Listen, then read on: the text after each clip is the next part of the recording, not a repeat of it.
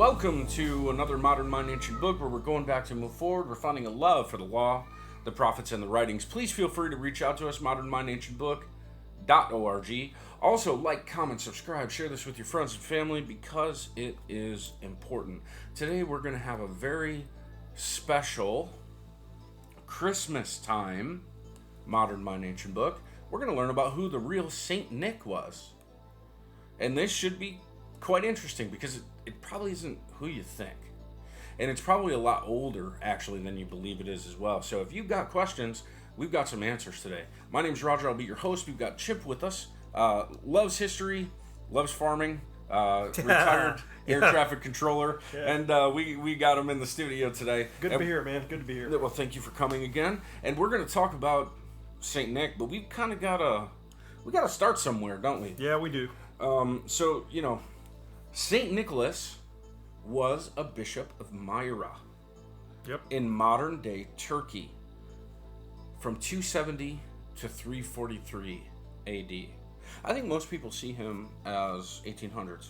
Yeah, I think that's mainly because you picture him before he became Santa Claus. You picture him in a Roman Catholic bishop suit, so to speak. Yeah, something, right. Yeah, which probably wasn't anything he was familiar with. That was added later, but we'll get to that. Yeah, so stick around. I think you're going to find out this is a very different person than you imagine. So he was a real historical person, and he served as the bishop of Myra, a city of Lycia, if you remember Lycia.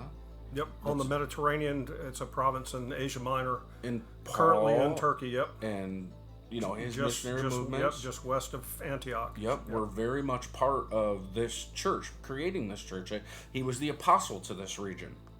This is a very old region. This is a region that had, real Christianity delivered to them. This is modern-day Demre, Turkey, and it's part of the Eastern Roman Empire, the Byzantine Empire. It became the Byzantine Empire, yep. Yep, the Eastern Orthodox Church today. Yep. The Greek part of the Roman Empire. That's right. He lived during a pivotal time for Christianity, just after the Great Persecution and during the reign of Constantine. Yep. This is a very pivotal time. And actually he lived through the Great Persecution. He was part of all of it. Yeah, he was a very young bishop. I mean, we'll get to his background, but he was young, started very young. Tradition holds that he attended the Council of Nicaea. Yeah, and they called him Slap Happy or whatever. Yeah, the slap of Nicaea allegedly was given by, we'll get to this with Saint Nicholas, Okay, so we've got to take a little bit of a rabbit trail off of Saint Nick for just a minute. Yep. Because there was the persecution of Diocletian. Yep. Okay, so Diocletian was the emperor of Rome from 303 to 311. Yep. The Donatist controversy arose in the aftermath of that great persecution. Donatus was also a bishop over Carthage. Right. Yes. So during this time, it's safe to say that Donatus and Nicholas knew each other. Oh, most certainly. These guys were all connected. They were writing letters, and that was one of the reasons that they were having so much trouble. Yes. Because there were several different, versions of Christianity going on, and they were trying to get their act together during this period of church history. And they couldn't get their act together because Diocletian was rough on them. Right. Diocletian's the emperor, for y'all that don't know. He's the one who split the empire into four because to manage it. The Roman Empire had become unwieldy from an administrative and a military standpoint. Yeah. So his persecution contained this. Clergy were ordered to hand over scriptures and sacred objects. Yep. Their traditio. Bishops were imprisoned, exiled, or executed. Yep. And everybody was ordered to sacrifice to the emperor. Yep. To prove that they were not Christian anymore. Emperor worship. The imperial cult. Many Christians complied under threat of death. Yep. Saint Nick was part of this world. Yep. And so was Donatus. And it's important that we note Donatus because now we're going to do this in a Christian history series that's upcoming. After we complete the New Testament survey style, author date, all that kind of thing, then we're going to do a Christian history up until, we haven't set the latest date, but we're going to pick something reasonable and then, restart the podcast back at Job again. Yep. But this time do like paragraph for paragraph teaching. So we're going to get there, but I want to quickly touch on this. So those who surrendered the scriptures or collaborated with Roman authorities became known as tratadores, those who handed over. After persecution ceased with the Edict of Milan in 313 under Constantine, the church faced a crisis. Could clergy who had apostatized validly perform sacraments or retain office? The question ignited the Donatist schism. Now, it's safe to say Saint Nick and Donatus, okay, so Myra and Carthage, they did not expect or accept Diocletian's decree. Right, and Myra is a port for y'all that don't know. So Myra was actually, they made their living from the sea. They weren't on the scale of Carthage, but they were very closely connected by trade and communication. Well, and that's what put Donatus in the crosshairs. Yep. Okay, because this was a major place. Carthage, for one, a lot of food and exports and things come out of this region. Okay, so you've got this mouthy bishop who wasn't going to kowtow to Diocletian. Okay, he said, no, this isn't happening. We are going to be separate from this. After it was all said and done, the church was reinstituted in Rome with a bunch of these tratadores. Yep. These ones who handed over. And Diocletian said, ain't going to happen. So his church said there has to be moral rigor. And you have to be moral. You could not be one who gave up. You had to give up your life. You had to have a martyrdom theology. Yep. And you had to have visible holiness in the church. It couldn't be comprised of those who gave in. It had to be comprised of those who had the strength of the Spirit, the helper, the chemosh from the Hanukkah candle, from the Hanukkah candle, right? Yeah. The light from within. Yep. It had to be comprised of those people. Yep. Otherwise, it wasn't a legit church. That's what he said. Now, he kept with Tertullian and Cyprian of Carthage. Cyprian taught the church must be pure, bishops must be morally legitimate, and that sacraments outside the church were invalid. Now, this is all a bunch of theology, and this is the time when theology began to really separate itself from the Jesus that we're teaching. Uh-huh. That being said, this is the time, I believe, when the church truly fell. This is the time. So, that being said, the Donatist movement of northern Carthage is something that is shameful in church history. When you look back on this, what you see is you see a church that was in chaos and that was split. And it was split for a very real reason, under a moral order. Is it going to be run by people who are known to have the Spirit and who are willing to die or to go to prison? Or to go Saint to prison. Nicholas was in prison during this time because he wouldn't give up his... That's right. He wouldn't sacrifice. For God's way. Yep. Or would they become the political reality that is a nation? Mm-hmm. And so, all this happens. This is the time of Augustine, which I don't think he's a very good theologian, to be honest with you. I have a really hard time with Augustine's writings, because it formed what we would call the Catholic Church. But the Catholic Church was never the Catholic Church because the split between the East and the West was already forming. Kind of like the Holy Roman Empire was neither holy nor Roman. Truth. Yep. So, just be aware and do some research that the pure church was politically given up, set up, and ultimately destroyed by another church. Yep, that's fact. So, this man, Nicholas, a bishop of Myra, and that man, Donatus, the second bishop of Carthage, the one that the people chose, not that the Roman Empire chose. Exactly. Well, Nicholas was chosen by God according to tradition. Mm-hmm. So the tradition of how Nicholas, at a very young age, his parents were Christian, and as far as we know, and they were rather well off, and they died when he was very young. And the bishop of Myra at the time was named John, and John passed away, And however, I'm not sure about the church structure, but they were searching for the next bishop. And one of the seekers had a vision that the first man who walked into the church doors was supposed to be the bishop. And Nicholas would always come to church early, and he walked in by the hand of God, and they ordained him bishop.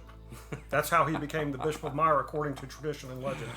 That's awesome. Yeah. This is what Saint Nick was known for: radical generosity, especially toward the poor, secret self-giving, defense of the vulnerable, children, sailors, prisoners, the poor, and orthodox faithfulness in an era of doctrinal conflict. Right. So there's one of the things that is also probably legend, because there's some questions about who was actually present at the Council of Nicaea, but allegedly, Arianism was going on. Arius was a player. He was alive. Yeah. And one of the things they were trying to sort out was Arianism: is it a heresy or is it a foundation of Christianity? Yeah. Is Jesus divine? Is he or is he a created being? Yeah. Okay, and it's a legitimate issue. I don't accuse Arianism of being. It was a legitimate search for the truth. That's right. Yep. But according to one of the legends, Nicholas was at the Council of Nicaea, and they were debating this issue, and he was so incensed that he got up and punched Arius in the mouth and caused the church in Nicaea to actually strip him of his bishopric, until the legend is that Jesus and his mother Mary literally appeared to someone, and they reinvested the bishop. Because this is we've got what, 1,500 years of whether this is true or false, but it's an interesting tradition. Yeah, it's and that's called the slap of Nicaea. The slap of Nicaea. Saint Nicholas slapping Arius on the face. Whether he was there or not, we cannot prove. We cannot but prove. That story does exist. Yep. So here we are today. We're talking about. He's a bishop of Myra. By all means, nobody should ever even remember him. But today we tell our children that he flies around with magical reindeer from elves up north that make toys and climbs down chimneys. What a long trip St. Nicholas has had from Myra to 2025 America. Yeah. It's amazing. He's one of the most well-known. If you took a survey, and I actually looked this up, he's one of the top 10 most known human beings who's ever walked the face of the earth, as far as people knowing who Santa Claus is. It's really amazing to me. But we don't actually know who he is. We don't. Well, we do. Just like I dare say, we may not actually know who Jesus is. Amen. And that's why this program exists. So let's get back to it. So there's some key legends. So Saint Nick was definitely known for being a gift giver. He had a very Christian reputation. He inherited a lot of money, apparently, and he did not believe in publicly giving great amounts of wealth to people for show. Works. He was not a works-based person. What he was charitable. Yeah. And there are a bunch of legends. He's the patron of sailors, for example. He took a pilgrimage to Jerusalem at one point, and the ship he was on was about to sink. And he allegedly called in the power of the Holy Spirit and calmed the waters, and the sailors adored him for that. There's a legend that he appeared on a ship that was foundering off of the coast of Myra, and he came in and calmed the storm and allowed the sailors to live. Oh, wow. He became a Jesus Yeah, figure. well, that's why he's the patron saint of sailors. In fact, as late as Columbus's time, one of the things that sailors would say to each other is, one guy's on the dock and the other guy's going to sea, is, may St. Nicholas hold your tiller. Interesting. Yeah. So the Eastern Orthodox faith does have a history of iconography. Yep. And, now, the Bishop Nicholas is not Saint Nick. That's a later adaptation. It's iconography. Iconography, yep. Yep. So, to the listener, if you're not aware of iconography or the splits really in Christianity, one of the major splits in Christianity is the Eastern Orthodox Church. And there's, Russian Orthodox, a few Orthodox churches. Yep. Greek Orthodox, that kind of thing. And they have a sort of governmental structure, but what they do is they say that they're tied all the way back to the apostles, just like the Roman Church. So you have to remember, and that's why I mentioned the Donatist thing, and Augustine, and Nicholas, they're all tied together because of Diocletian, which, by the way, Diocletian is the only emperor to willingly step down himself. Yeah, he did what I did. He became a farmer. And he became a farmer. He literally stepped down and he went and grew cabbages and was very proud of them. Yep. And that's a fact. Yep, that's right. And so, and it wasn't until Diocletian died that Constantine took any real steps. Diocletian was very, very well respected. The church was restored in Rome after Diocletian died. His persecution held until he died. Yep. His decrees. Right, in 313, Constantine did the Edict of Milan, which basically said we're done persecuting. Yep. And that was the beginning of the restoration. All the people that had been in prison were released, and the people that had gone and hidden out in the fields were able to come back in and practice their faith, the Christian faith. Yeah, and to the discerning mind, you might think that Constantine, being politically savvy as he was, to respect Diocletian and restore the church and restore those who were persecuted and put in prison, and the ones who weren't persecuted because they handed over everything. The restoration of these people is grace and mercy, but to the Donatist, what it was cursed. Mm-hmm. Because they fought all the way through it. The ones who were there said, no, we refuse to do this because God is greater than you, Diocletian. Yep. We followed Deus, not Diocletian. Right. Now, that being said, Constantine was a political figure. He sure was. He was a soldier, and there is historical evidence that he had Cairo on his shields. The Greek God protected. Yeah, and that was before he officially converted to Christianity. Yeah, and one could say, just looking at the history of Christianity, the history of God's working in the world, the history of Judaism, that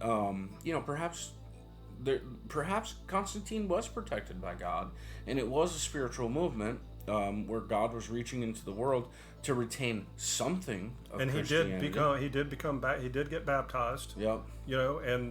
But now he had a problem, because here he is, he's the emperor, and he's got this church that Diocletian basically put into great disarray, and Constantine's looking at it kind of like Antiochus in the previous episodes, where he doesn't want controversy in his empire, and so that's one reason the Council of Nicaea was called, was to try to work out the theology so that the empire could defend itself. Yeah, and unfortunately, Augustine became the major theologian of the time, which became state first,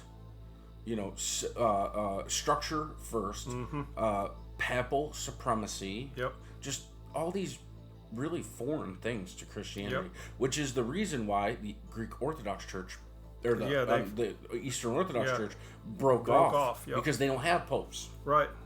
And they've got an unbroken apostolic succession of their own, which is the same, but different. Both it doesn't were acknowledge, arguing. the patriarch and the pope don't, they don't get along. This unbroken, to the discerning listener, if you heard that, this unbroken apostolic succession was something invented during this time to give credence. It's the appeal to authority. But in this is where I find real problems, because the appeal to the authority that these theologians were arguing about ends in one place: Jesus. Right? If you just listen to Paul, I'm glad I didn't.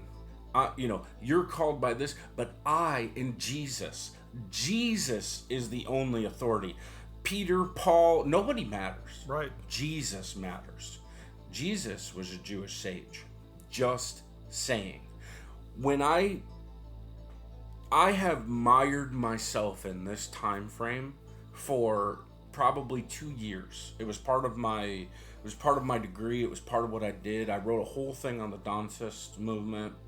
I spent a good amount of time here, and I've been through the church fathers. And I'll tell you what, I despise their theology, because all I see is Greek high thinking with no biblical root.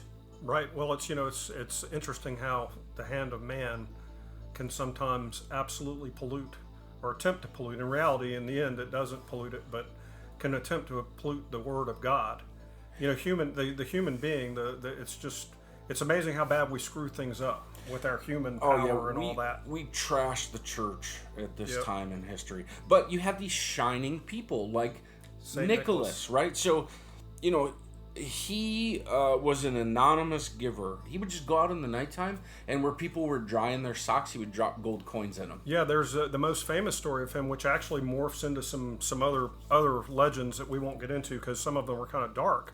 But there was a man, used to be a wealthy man in Myra, and he had 3 daughters who were of marriageable age. Yeah. And I believe this man, this is my conjecture, Chip Jones' conjecture, that he was a ship owner because Myra, well, you know, the way you made your money, the best bang for the buck in the day was to own some ships because the profit margin was incredible. However, there was no insurance, and ships sank all the time. And this man was of a rather well-to-do background, and he became suddenly broke. There's no insurance. There's no loans from the bank. He's destitute. He's got these 3 daughters who were probably socialites, Yep. and he can't offer them a dowry, and he has no visible means of support, which we know what that means. Yep. These girls are either going to go into slavery or they're going to go into something more unsavory. Yep. And apparently, Nicholas, who at the time was the Bishop of Myra, knew of these people's plight, and in the dark, without any fanfare, he came and he threw a bag of gold through the window. Yep. And so basically 1 bag of gold, and saved the first daughter. And the father was like, what's going on here? This is one version of the story. So a few nights or weeks later, he comes to the window in the dark and he throws in another bag of gold, and now the second daughter's saved. And the father's wondering, what in the world is going on? Where is this coming from? So the third time Nicholas appears and throws the bag of gold in the window, and it might have landed in the sock because that's where they dried their things by the window in the Mediterranean climate. Yep. And the father followed Saint Nicholas down the road and figured out who he was and was basically sworn to secrecy. Yep. And because Nicholas wasn't in it for the glory, he didn't want any credit at all. It was all for God's He just wanted to save glory. those poor girls from a And bad the outcome. legends about him in this area exploded after his death. In fact, one timeline has him living 200 years because there were 3 different people that were trying to claim, you know, each town wanted to have the Saint Nicholas kind of thing. And I don't remember the other 2 towns, but Greek people love a good story. they do. And that's a good one too. Yep. So yeah, he, you know, legend has it, he would just chuck gold coins out of his window. He lived in a palace, right, higher than the houses around him. So he was throwing gold coins into chimneys. So how does Saint Nick go down the chimneys? The stockings for the socks, right. So all of these things, like if you see what we believe probably to be the truth, then what you find is a man who was known to have the Spirit, a generous giver, counted wealth as nothing. Anonymous, generous giver. Didn't want the glory of giving. Right. But instead he wanted to make sure that when a family was in plight, those women didn't have to be treated so badly. Exactly. Right? Basically, if you know Genesis, the fall, right, then you know that he was undoing the curse because he was giving these women their freedom from what men would oppress them to. Yep. Right? So just super good dude, godly guy. Really and this stories. particular legend is where we get his iconography. Part of St. Nicholas's official iconography are 3 gold balls or 3 gold bags of gold. And the actual bags, you know, it looks like a bag, you don't know what's in it. Yep. And several hundred years later, in another part of Europe, it becomes a darker image. Yeah. St. Nicholas is still the savior, but what's actually going on is very dark. What does it say in that? Well, essentially, there's a legend that springs out of Germany, and I'll tell you how it gets there. It comes later. Yeah. But those 3 bags of gold, some burgher somewhere in Germany was telling his children about St. Nicholas, and these were heads of children that some evildoer, probably a witch, had beheaded them, and St. Nicholas came and saved the children. So in other words, the concept is the bag didn't have gold. It's dark. We are strange. So after his death, Nicholas was quickly venerated as a saint, especially in the Greek-speaking Christian East. He became a patron saint of children, sailors, merchants, and the poor. His feast date was on December 6th. He had a whole thing dedicated to him. Yeah, he did. On December 6th. How do we get to Christmas? Well, it's coming. That's coming in Spanish Holland. That's right. So in Byzantine iconography, Nicholas appears as a solemn bishop in liturgical robes, a figure of authority, mercy, and intercession. There was nothing mythical or whimsical about him at this stage. He was revered as a shepherd of souls. He was, and he actually made his way into the heart of the Byzantine royal family later on, a couple hundred years later. I mean, he was that famous. Saint Nicholas currently is the patron saint of Greece and Russia, for example. Wow. I mean, he was venerated just on his reputation. Can you imagine how silly it is to some of these Eastern Orthodox folks when they see our television shows and things like that of, reindeer and... Right, and then you walk into this beautiful basilica, somewhere in And they remember in a God Moscow. that loved God. Yeah, and exactly. Yeah. It's really strange how stories change and things over time. Mm-hmm. So, from the 11th to the 13th century... there were relics and there was popular devotion to this man. In 1087, Nicholas's relics were moved from Myra to Bari, Italy, dramatically increasing his popularity in Western Europe. Right, and there's a cool story about this too. Go ahead. Okay, so prior to this happening, he had basically his reputation he was the saint of the Byzantine royal family, like their patron saint, kind of like Saint Michael is for the British royal family. And they venerated him. He was literally a foundational saint for the Eastern Church. And in 972, you had the Holy Roman Emperor, he was a German, his name was Otto II, and he was living in Germany, and he wanted a dynastic marriage to unite the Eastern Church and the Western Church. This is several hundred years after Constantine. Yeah, they were trying to bring it back together. And apparently... his bride to be, this was all done transactionally with ambassadors and all that.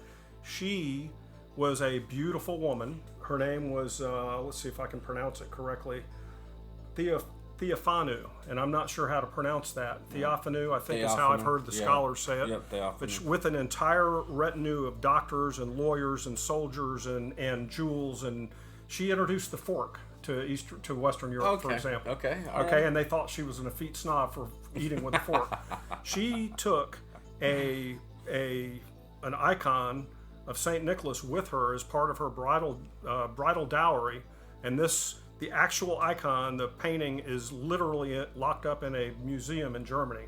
You can search for this on YouTube and see it. That reminds me of Rachel, amazing. For some reason. It's amazing. Yeah. And so before Bari, Saint Nicholas is already in Western Europe, in the Holy Roman Palace, as someone who is precious to the mother of Otto III, who is one of the most effective Holy Roman emperors in the history. Man, his legacy just lives on. Yeah, and I mean, so the seed is planted right Yeah. now. What's going on in medieval Europe right now in the church is, and we're talking about around the first millennium, you have all of these towns that everybody wants relics. Yeah. I want the toe of Saint Bartholomew. Well, because they were seen to provide miracles. And people would make pilgrimages into town, and they would stay at the local inn, and it was a thing, right? That's right. So, around this period of time, the Eastern Roman Empire, which is the Byzantine Empire, is in the process of being assaulted on two fronts by Islam. The Seljuk Turks are moving in, and the Saracens are moving in. Yep. So, and the Normans are also moving into Italy. And this is really weird. How did the Normans end up in Italy? And we won't go there. But so they're a Norman baron, basically, a robber baron is what I would call him, has taken over the city of Bari in the Adriatic coast, the boot of Italy. And he dispatches some sailors to rescue the relics of Saint Nick. And the Venetians, which were a republic up there at the top of the Adriatic, they're out to do the same thing, and they're racing. I can see them racing, like sailing and worrying about the winds. But the sailors from Bari get there first, and they literally break into the church where St. Nicholas's bones lie, and they forcibly kidnap the body of St. Nicholas and transport it to Bari. Yep. So in the Catholic faith, he's called Saint Nicholas of Bari. It's the same guy. Same guy. And they were ostensibly rescuing him from the Saracens, but I'm not certain that was their actual motive. Well, so now here he is in Italy. Yeah. The cult spread across Italy, France, Germany, and England. December 6th, which was a feast dedicated to him, became a children's feast in many regions, and schools and churches reenacted gift-giving traditions. So here we go. The traditions of gift-giving is starting. He was still a saint, not a folk character, but devotions were becoming more domestic and child-centered. In Northern Europe, in the Netherlands, Saint Nicholas became Sinterklaas. Sinterklaas. Right. A tall, bearded bishop arriving by boat, bringing gifts to children in early December. Right. Now now we're about 400 years down the road, and you've got the Protestant Reformation going on. Okay? The cult, and I don't want to call it a cult because I'm a real fan of Saint Nicholas. It's not a cult. But Saint Nicholas is a famous charitable, he intervenes if you're Catholic. You ask for his intervention when you're taking a voyage, when your child is sick, if you're a poor woman. I mean, if you're a prisoner, you appeal, right, and appealing to the saints to reach out to God. And I mean, there are churches all over. He's the patron saint of cities and Lorraine, for example, and in Alsace-Lorraine, he is and of the Netherlands. Well, anyway, so you've got the Protestant scenario going on, the Protestant Reformation. You've got the Catholics fighting the Protestants. Spain owns Holland. Holland is Protestant. Philip II of Spain says, "No way, folks, we're Catholic." And they start having the 80 Years' War right in the middle of it. Yep. Right. So anyway, the Protestants went out, and the Dutch. This is an interesting thing. You know where he comes from by boat today? He still goes. No, tell me. From Spain. From Spain. The tradition is he takes a boat from Spain. He lands in Holland. He gets on a horse named Amerigo, like Amerigo Vespucci, which is pretty interesting. A white horse, an Andalusian charger. And he visits, each time he starts at a different town. My guess is that Saint Nick had a lot to do with the founding and formation of the United States. Yeah. That being said, Dutch culture preserved Nicholas even through the Protestant Reformation, when many saints were rejected elsewhere. His generosity shifted from church-centered to family-centered. Yep. Here, we're starting to get Sinterklaas. Yep. Right? Well, that's the Dutch way of saying it. Yep. And it when they get to the, you know how bad we are with the Greek names. Well, this is how it happened. The Dutch came to New Amsterdam, to New York. And when the Dutch settlers arrived in North America, they brought Sinterklaas with them. And he's the patron saint of New Amsterdam, which is now New York City. And over time, it became Santa Claus. Right. The first Dutch church in North America was dedicated. It was St. Nicholas's Church in 1642. Yeah. The name evolved linguistically. Religious details softened. Yep. Folk elements. Yeah, he left behind his Spanish origin, and he had to, because if you look at what was happening in North America at the time, say 1642, the Spaniards weren't looked upon very... They were Catholic. Yes. And so you had a big fight. You had Protestant England and Protestant Holland, who had fought wars against each other, by the way, and they had been united by a dynastic marriage. But you had Protestant colonies, and then you had Catholic Spain, which had most of the New World. And they didn't get along. But what's interesting is, St. Nicholas is St. Nicholas.